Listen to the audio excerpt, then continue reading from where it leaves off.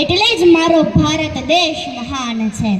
અત્રે ઉપસ્થિત ટ્રસ્ટીગણ, આચાર્યશ્રી, મુખ્ય મહેમાનો, વહાલા ગુરુજનો તથા બહોળી સંખ્યામાં ઉપસ્થિત એવા વડીલો તથા મારી વહાલસોઈ વિદ્યાર્થીની બહેનોને હરિયાળી ચોવટિયાના વંદે માતરમ.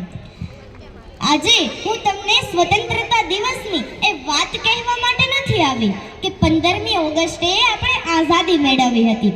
અરે આ વાત તો આપણે દર વર્ષે સાંભળીએ જ છીએ, પણ આજે હું તમને બધાને એક સવાલ પૂછવા આવી છું કે આઝાદી મળી ગઈ, પણ શું આપણે તે આઝાદીનો સાચો ઉપયોગ કરી રહ્યા છીએ કે કેમ? કારણ કે દેશને આઝાદી મેળવવા માટે એક પેઢીએ પોતાનું જીવન આપી દીધું હતું, પણ હવે દેશને મજબૂત, સંસ્કારી અને વિકસિત બનાવવા માટે આપણી પેઢીએ હવે કર્તવ્ય આપવાનું છે. અને મારી સામે બેઠેલી તમામ વિદ્યાર્થીની બહેનો, તમારી ઉંમર કદાચ નાની છે, પરંતુ તમારામાં રહેલી શક્તિ નાની નથી.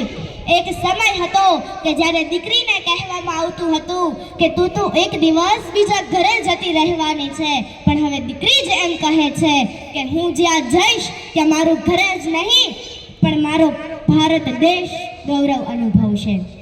અરે આઝાદી મેળવવા માટે આપણા વીર સપૂતોએ શું કર્યું હતું?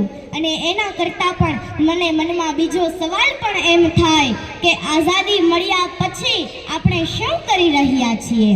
કારણ કે આઝાદી આપણને ભેટમાં નથી મળી. કોઈએ લાઠીઓ ખાધી હતી તો કોઈએ જેલ સહન કરી હતી, કોઈએ પોતાનું ઘર છોડ્યું હતું તો કોઈએ યુવાનીનું જીવન દેશને સમર્પિત કર્યું હતું. અને એ લડાઈમાં નારી શક્તિ પણ કંઈ પાછળ નહોતી. નારી શક્તિ પણ ખભે ખભો મિલાવીને ઊભી હતી.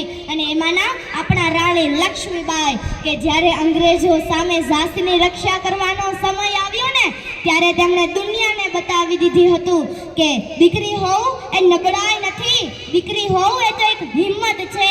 અરે આપણી પાસે અત્યારે તલવાર નથી, પણ બહેનો આપણી પાસે કલમ છે, આપણી પાસે શિક્ષણ છે, આપણી પાસે જ્ઞાન છે, આપણી પાસે સપના છે, અને સૌથી મોટી વાત તો એ કે આપણી પાસે હિંમત છે. તો પછી આપણે પાછળ કેમ રહી જઈએ?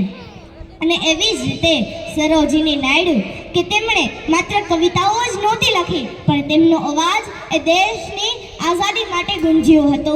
અને એ પણ આપણને શીખવે છે કે દેશભક્તિ માટે હાથમાં હથિયાર હોવાને એ જરૂરી નથી. ક્યારે કેટલાક શબ્દો એ ક્રાંતિ સર્જી શકે છે. અરે હું એમ કહું છું કે એ સમયની દીકરીઓએ દેશને આઝાદી આપવા માટે પોતાનું જીવન આપી દીધું હતું, પણ હવે આ સમયની દીકરીઓએ દેશને ઊંચાઈ આપવા માટે પોતાની પ્રતિભા આપવાની છે. અરે આપણા વીર સપૂતો એ સરહદે જાગે છે એટલે આપણે સૂઈ શકીએ છીએ. આપણે રાતે નિરાતે સૂઈ જઈએ છીએ કારણ કે કોઈ સરહદ પર જાગે છે. આપણે ઘરમાં દીવો પ્રગટાવીએ છીએ તો કોઈ અંધારી રાતમાં દેશની સરહદને સાચવે છે. આપણે પરિવાર માટે હસીએ છીએ તો કોઈ પોતાના પરિવારથી દૂર રહીને આખા દેશને પોતાનો પરિવાર માને છે. આપણે તહેવાર મનાવીએ છીએ તો કોઈ તહેવારને ભૂલીને વતન માટે ઊભા રહે છે.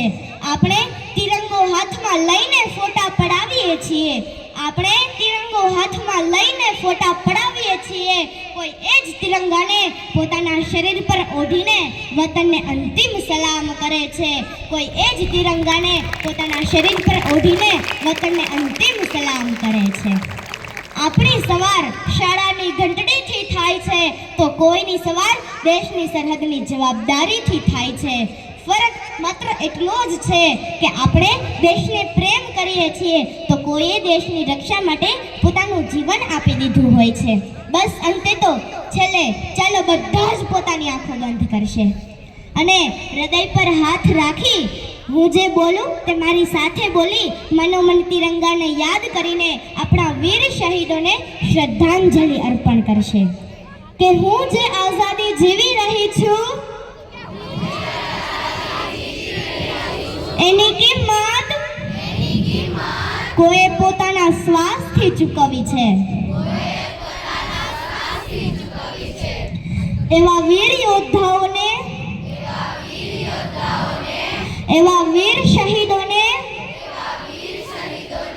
એવા વીર જવાનોને હું શત શત નમન કરું છું. ભારત માતા કી જય, ભારત માતા કી જય, વંદે માતરમ, વંદે માતરમ. જય હિન્દ, જય ભારત. ધન્યવાદ. ખૂબ સરસ. હરિયાળી ચોવટિયા સીકેજી પ્રાથમિક શાળાની ધોરણ 6 ની વિદ્યાર્થીની કે જેણે પાવર પેક સ્પીચ આપી સ્વાતંત્ર્ય સંગ્રામ